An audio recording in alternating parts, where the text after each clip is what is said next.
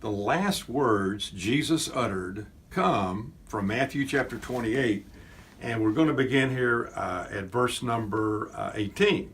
Then Jesus came to them, to the disciples, the 12 disciples, and said, "All authority in heaven and on earth has been given to me. Therefore, go and make disciples of all nations." He assumed the going, but the command, the imperative was, go make disciples.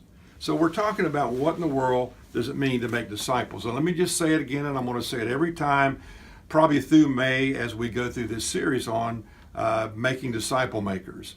Jesus has given us a plan to change the planet. The problem is we have not taken his plan seriously and actually used it as he has asked us to in making disciple makers. There may be a handful of churches in America that are actually doing what Jesus has said to do in terms of making disciple makers. Listen to this for a second. A couple thoughts. Physical infertility can be a painful journey for married couples.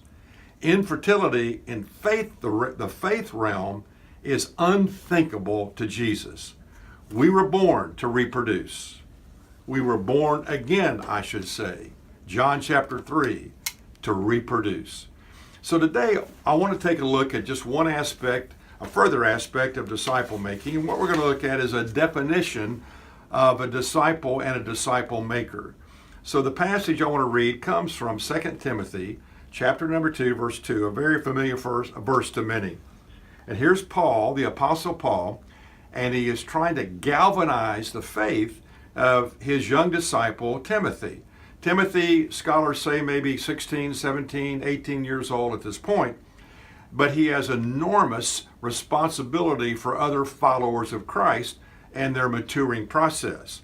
So this is what Paul said to Timothy.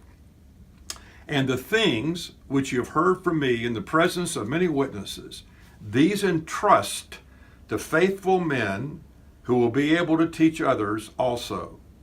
So if we were doing this in a seminar format, I would ask you to read through that verse, underline or circle the most prominent or important words that jump out to you, and maybe just make a note by each one of those words what you think they mean.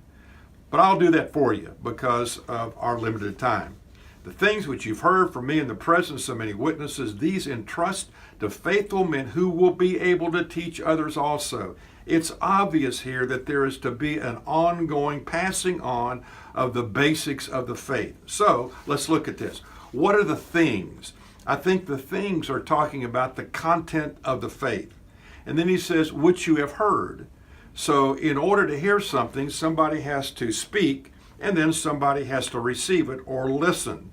So here is someone who is faithfully passing along the content of faith. Paul passing it along to Timothy. Then he says, in the presence of many witnesses. What's that talking about? What he's saying is these things, the content of the faith, can be verified. They can be verified because there are people who heard them. There are people who have passed them on. There are people who have thought them through, even memorized these things. And so it verifies the truthfulness of the truth of Scripture. Then he uses another word here, the word entrust. And the word entrust basically comes from the banking world. And if you want to translate it, it basically can be translated to make a deposit. So he's saying here, these things that have been heard in the presence of many witnesses, entrust them, make a deposit to faithful men, or I would say faithful women, who will be able to teach others also. And so, able to teach others also, able in varieties of ways to pass along that truth. So what does that imply then about the definition or how you would define disciple making? Let me give you three quick things. Number one, it implies a personal growing.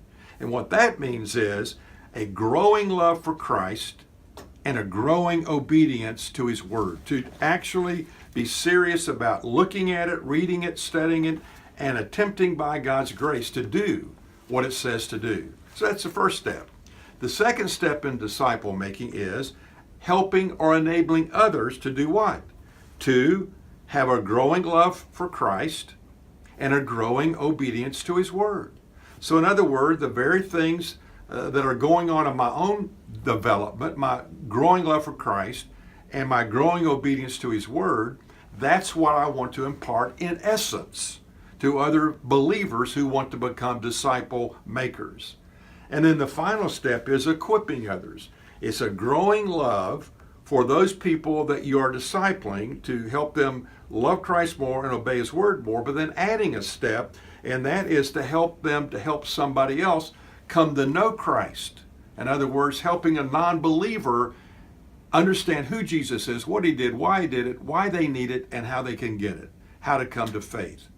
So all that is to say this: the natural outcome of a growing love for Jesus Christ and obedience to His Word is spiritual reproduction. So here's my question to you today. Are you engaged in spiritual reproduction?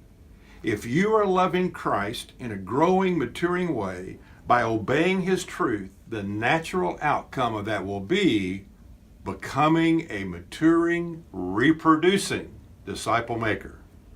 You think about that.